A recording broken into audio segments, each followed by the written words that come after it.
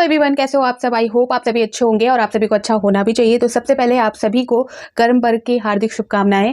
यहाँ पर मैं कहना चाहूँगी कि ये जो वीडियो है ये बेहद इंपॉर्टेंट होने वाला है। इस वीडियो में मैं बहुत सारी चीज़ें कवर करने वाली हूँ। मैं अपडेट बहुत पहले ही लेकर आती, बट मैंने सोचा कि एक वीडियो में बहुत सारी इन्फॉर्मेशन आप सभी को बता दी जाए और मैं चाहूँगी कि आप इस वीडियो को शेयर ज़रूर करें। बेहद इंपॉर्टेंट है। जैसा कि आप सभी को पता है कि कल कैबिनेट की मीटिंग हुई थी और उस मीटिंग में कुछ महत्वपूर्ण चीज़ें निकलकर सामने आ रही है, जबकि मैंने इस चीज़ का जो आभास है वो आपको पहले ही करा दिया था। जेसीसी द्वारा ये जो मामले निकलकर सामने आए थे, जिसमें जो विभाग है उनके द्वारा ये बातें निकल कर सामने आई थी कि अब जो है जेसीसी जो एग्जाम कंडक्ट कराएगी वो 2 चरणों में कराएगी। ठीक है, कल इस चीज़ को जो है कल प्रस्ताव जो है पारित किया गया और यहाँ पर मुख्यमंत्री द्वारा जो है इसे स्वीकृति भी दे दी गई है।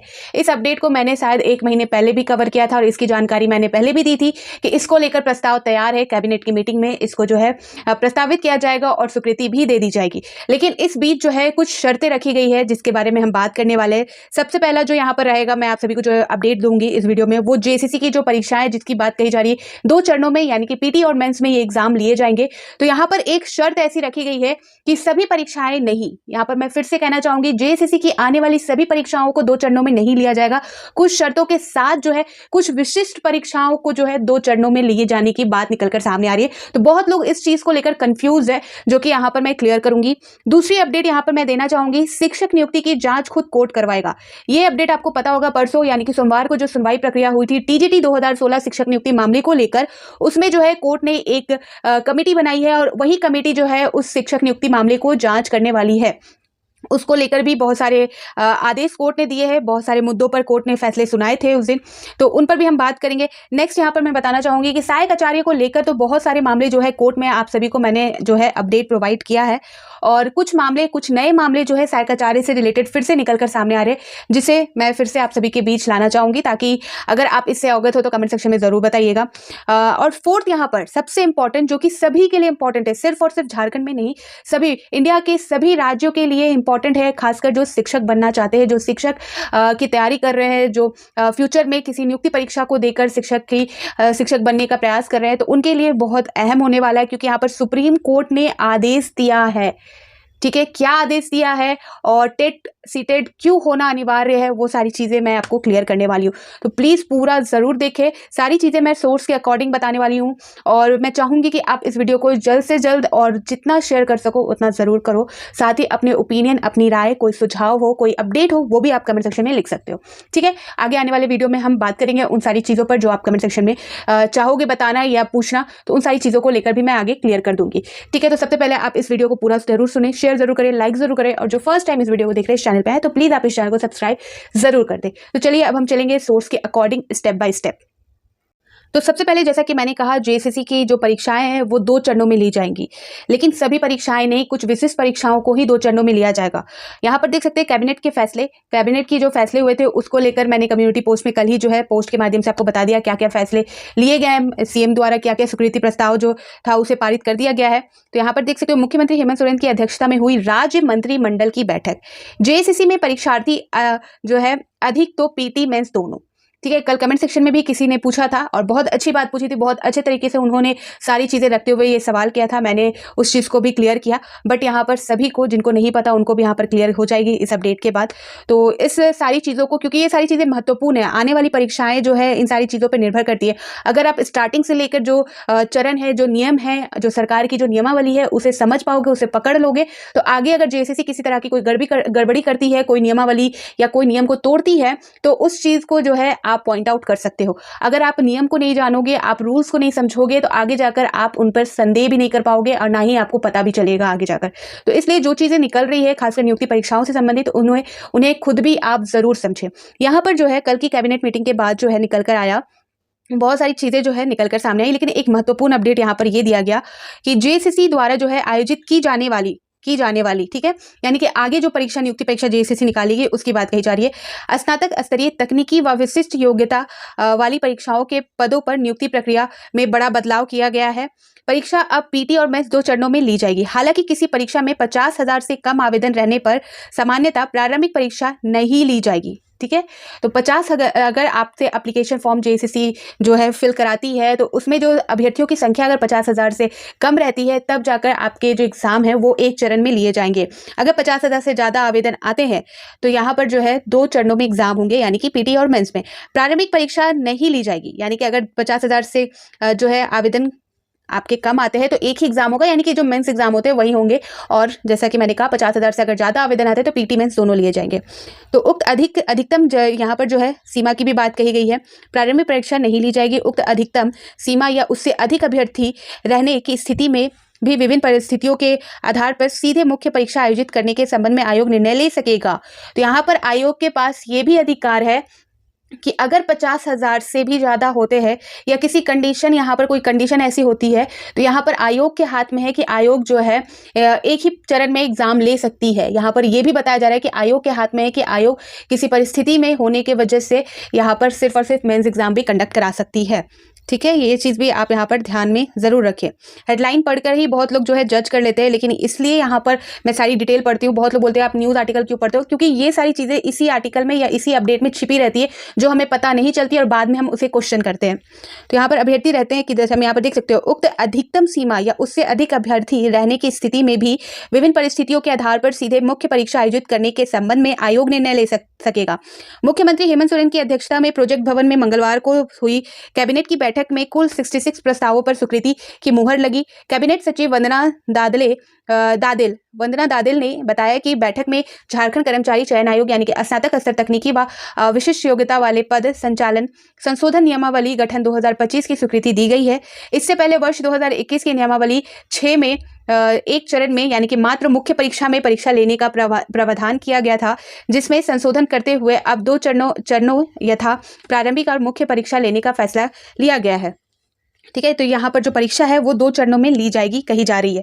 मंत्रिमंडल की बैठक में 5 जिलों में कार्यरत यहाँ पर बाकी अदर जो वैकेंसी है उससे रिलेटेड या अदर जो नियमावली है उससे रिलेटेड यहाँ पर इन्होंने बातें जो है रखी है। तो मेन जो है यहाँ पर कहा जा चुका है कि 50,000 से की स्थिति में कम आवेदन आने की स्थिति में जो है सिर्फ और सिर्फ एक ही एग्जाम लिए जाएंगे।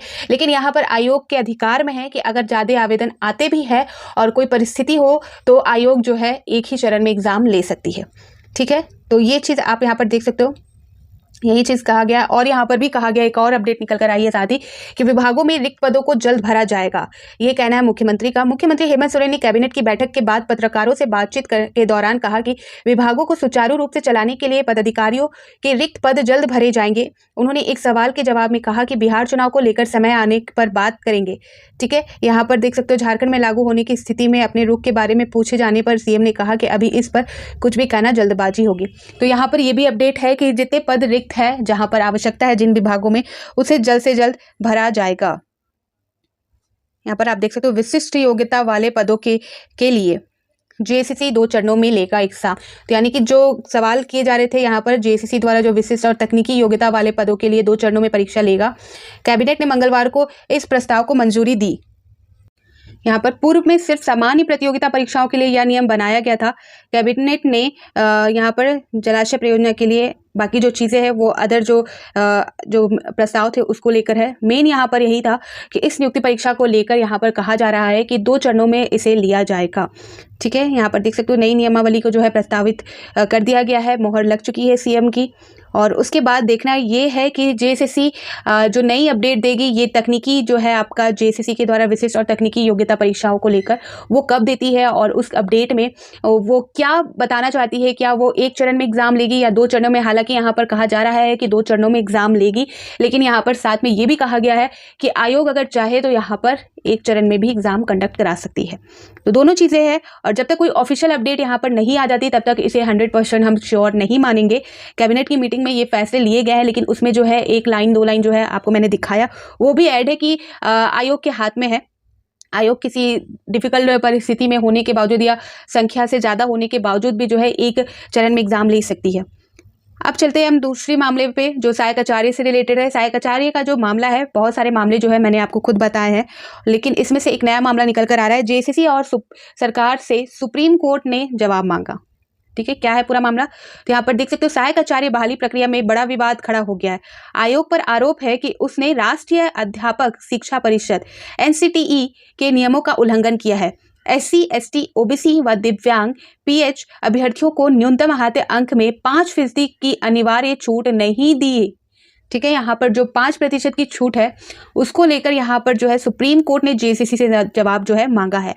और ये जो नियम है ये बताया जा रहा है कि उनके द्वारा जो राष्ट्रीय अध्यापक शिक्षक परिषद यानी कि NCTE की जो रूल्स है उसके अनुसार उनका उल्लंघन किया गया है। 5% की छूट SC, ST, OBC और दिव्यांग अभ्यर्थियों को नहीं दी गई है। इन सारी चीज़ों को देखते हुए यहाँ पर इस मुद्दे को लेकर नाराज अभ्यर्थियों ने सुप्रीम कोर्ट में याचिका दाखिल की। इस पर सुनवाई करते हुए सुप्रीम कोर्ट के वरिष्ठ अधिवक्ता देवदत्त कामत ने स्पष्ट किया कि NCTE द्वारा तय नियमों का पालन अनिवार्य है और आयोग इस नियम से बंधा हुआ है। अधिवक्ता ने यह भी साफ किया कि सुप्रीम कोर्ट के पिछले फैसले का इस प्रकरण से कोई संबंध नहीं है।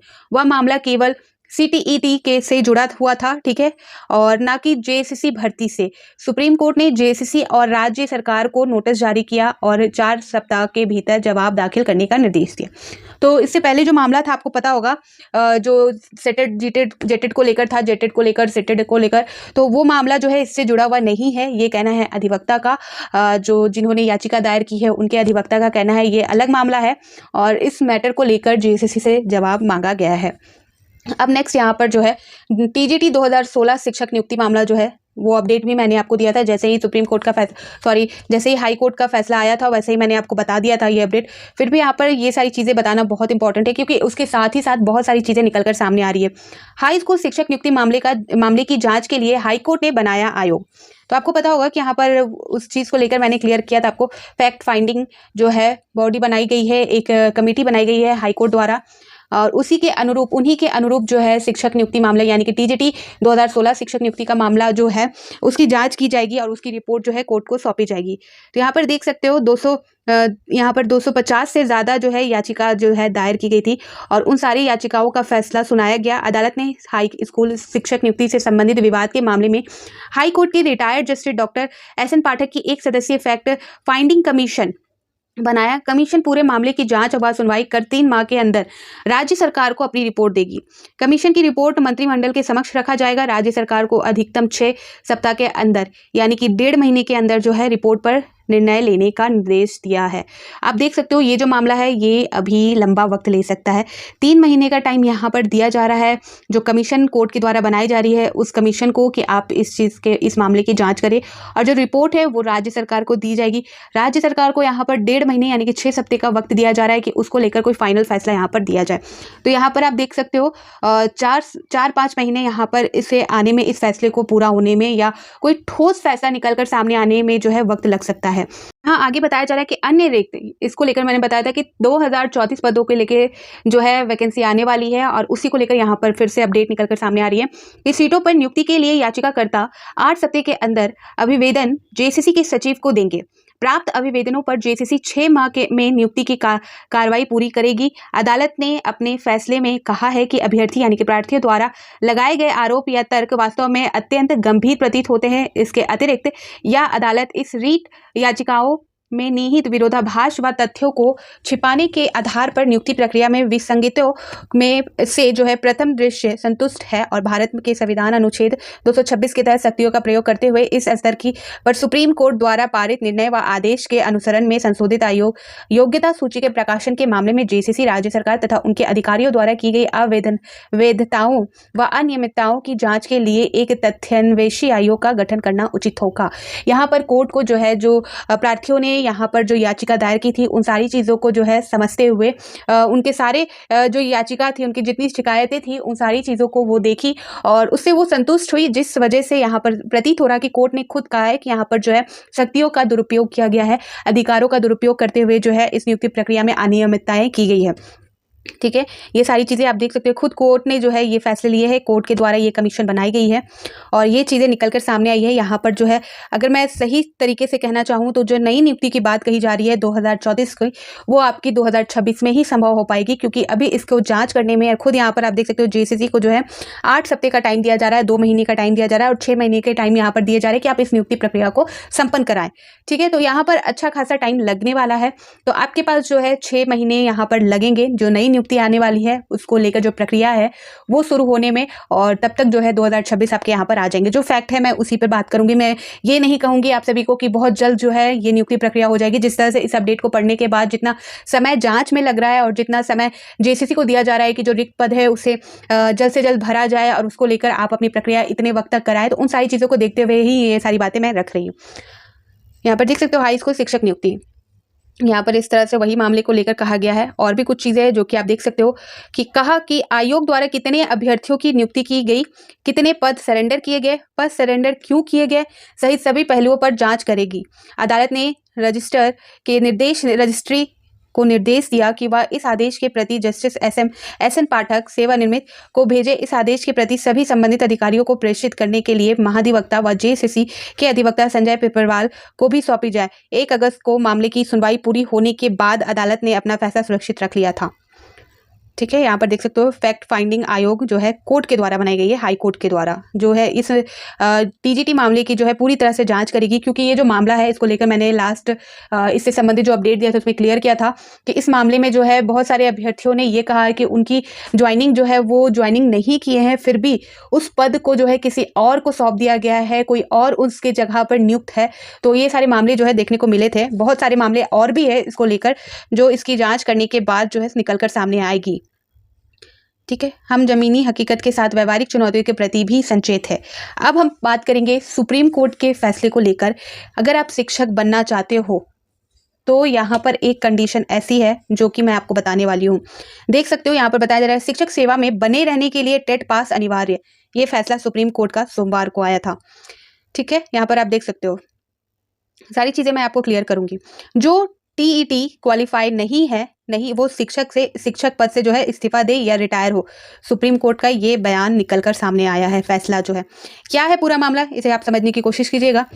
यहाँ पर सुप्रीम कोर्ट ने एक मामले में सुनवाई करते हुए कहा कि शिक्षक के रूप में नियुक्ति पाने तथा प्रमोशन यानी कि प्रोन्नति पाने के इच्छुक सभी शिक्षकों को टेट यानी कि शिक्षक पात्रता परीक्षा पास करना अनिवार्य है। निःशुल्क एवं अनिवार्य बाल शिक्षा अधिकारी अधिनियम 2009 यानी कि आरटीआई एक्ट के लागू होने से पहले नियुक्त तथा 5 वर्ष से अधिक सेवा शेष रहे शिक्षकों के संबंध में कोर्ट ने कहा कि टेट उत्तीर्ण करना होगा।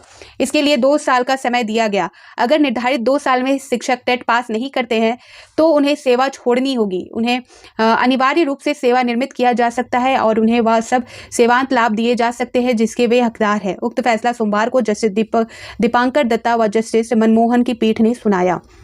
यहाँ पर मैं आपको बताना चाहूँगी एक मामला जो सीटेड बनाम जेटेड का था, उसके बाद जो है यहाँ पर एक और मामला निकलकर सामने आया था जिसमें ये कहा गया था कि झारखंड की अगर मैं बात करूँ तो झारखंड सरकार को ये कहा गया था, यहाँ पर निकल कर आया था जो मैंने भी कवर किया था और मैंने भी बताया था कि झारखंड में जो आगे शिक्षक नियुक्ति प्रक्रिया होगी उस शिक्षक नियुक्ति प्रक्रिया में आपका जो है जेटेड पास होना बहुत ज़रूरी है। यानी कि झारखंड शिक्षक पात्रता आपका पास होना ज़रूरी है। उसके बाद ही नियुक्ति प्रक्रिया जो निकाली जाएगी शिक्षकों के लिए, तो उसके लिए आपकी जो एलिजिबिलिटी है, योग्यता है, वो शिक्षक पात्रता परीक्षा ही होगी। ठीक है, कहने का ये मतलब था कि ये अपडेट निकल कर आई थी कि शिक्षक नियुक्ति परीक्षा से पहले जेटेड एग्जाम को कंडक्ट कराया जाएगा और इसकी मांग जो है अभ्यर्थी बहुत जोरों से कर रहे हैं। इसको लेकर भी मैं अपडेट दे रही हूँ आप सभी को। अभी कुछ दिन पहले जो है धरना प्रदर्शन किया गया था। हालांकि यहाँ पर सीएम द्वारा और जो है ये सारी चीज़ें निकल कर सामने आई है, बातें क्लियर हुई है कि जल्द से जल्द कंडक्ट कराया जाएगा। तो ये मैटर आगे भी देखने को मिलेगा। झारखंड में भी अगर आप शिक्षक नियुक्ति परीक्षा में जो है भाग लेते हो तो आपके लिए आपका यहाँ का टेट एग्जाम पास होना बहुत ज़रूरी है। यानी कि झारखंड शिक्षक पात्रता परीक्षा क्वालिफाई करना आपके लिए बहुत इंपॉर्टेंट है। ठीक है, तो यहाँ पर वही मामला है। यहाँ पर अब सुप्रीम कोर्ट ने भी इस चीज़ को लेकर, एक मामले को लेकर यहाँ पर अपना फैसला सुनाया है कि अगर आप जो है शिक्षक बनना चाहते हो, साथ ही अगर आप प्रमोशन के हकदार हो तो भी आपको जो है टेट पास होना ज़रूरी है।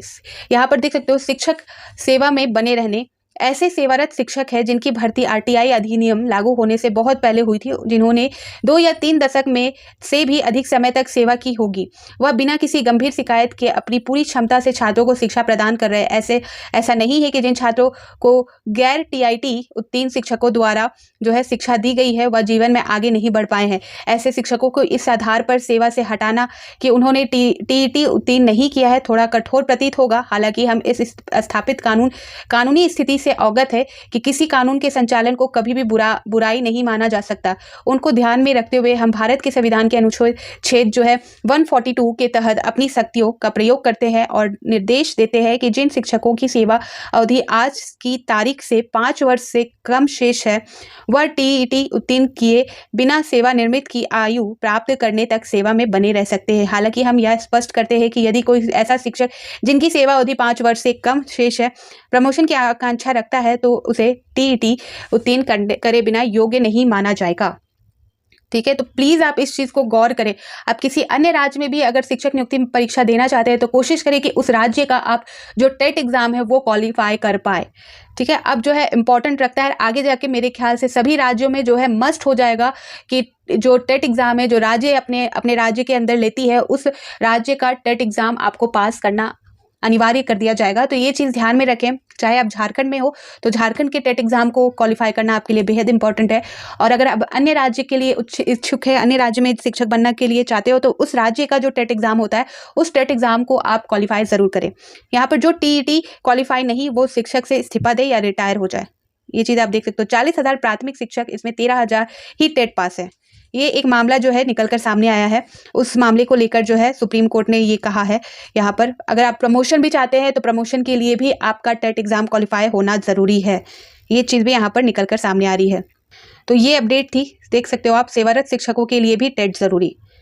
ये आप यहाँ पर देख सकते हैं। इस तरह से यहाँ पर बताया जा रहा है कि सुप्रीम कोर्ट ने सोमवार को कहा कि शिक्षकों को सेवा में बने रहने और प्रमोशन के लिए शिक्षक पात्रता परीक्षा पास करना जरूरी है। कोर्ट ने कहा कि शिक्षा के अधिकार अधिनियम जो है आरटीआई लागू होने से पहले ये नियमावली जो है ऐसे शिक्षक जिनकी नौकरी 5 वर्ष से अधिक बची है उन्हें 2 वर्ष में टीआईटी पास करनी होगी। ठीक है, जिनकी नौकरी 5 वर्ष बची है उन्हें यहाँ पर टेट जो है पास करनी होगी। कोर्ट ने यह भी स्पष्ट किया कि यदि कोई शिक्षक तय सीमा के भीतर जो है टेट पास करने में विफल रहता है तो उन्हें इस्तीफा देना होगा और उन्हें जबरन सेवानिवृत्त किया जा सकता है। पीठ ने फैसले में स्पष्ट किया कि जिन शिक्षकों की नौकरी 5 वर्ष से कम बची है उन्हें जो है टेट पास करने की ज़रूरत नहीं है, लेकिन इस अवधि में अगर उन्हें प्रमोशन चाहिए तो यहाँ पर टेट देना ज़रूरी है। इस तरह से सुप्रीम कोर्ट का एक मामला यहाँ पर निकलकर सामने आया है। यहाँ पर मैं बता दूँ जिस तरह से ये बातें पहले भी उठी थी और अभी भी उठ रही है, तो यहाँ पर आप श्योर हो जाए कि आगे जाकर सभी राज्य इसे फॉलो करने वाली है। सभी राज्य जो है प्राथमिकता अपने राज्य के टेट एग्जाम को ही देगी। जो योग्य होंगे, जो टेट जो क्वालिफाई कर पाए होंगे उनको ही मौका देगी। इसलिए यहाँ पर आप ध्यान रखिए, आप किसी राज्य में शिक्षक बनना चाहते हो तो उस राज्य का टेट एग्जाम आपको क्वालिफाई करना मस्ट हो जाएगा। या बाद में आप क्वालिफाई करो या पहले ही क्वालिफाई करके जो है योग्य हो जाओ, वो ज़्यादा बेटर है। जो आपके हाथ में है तो आप उसकी तैयारी पहले करें। और झारखंड राज्य की भी मैं बात करूं तो इन्होंने पहले ही कह दिया था सीटेट बनाम जेटेड मामले को लेकर जो बातें निकलकर सामने आई थी उस बीच ये खबर भी आई थी। तो उसी टाइम से ये स्पष्ट है कि झारखंड में भी जितनी शिक्षक नियुक्ति आगे होने वाली है उसके लिए यहाँ की टेट यानी कि जेट एग्जाम जो है आपका क्वालिफाई होना बहुत ज़रूरी है। सहायक आचार्य मामले में भी ना आप सभी ने देखा होगा जेटेड वालों को ही प्राथमिकता दी गई है। तो ये सारी चीज़ें आपको पता होनी चाहिए और आई होप आप सभी को सारी चीज़ें क्लियर हो गई होंगी। तो फिर मिलती हूँ नए अपडेट के साथ। तो बाय बाय।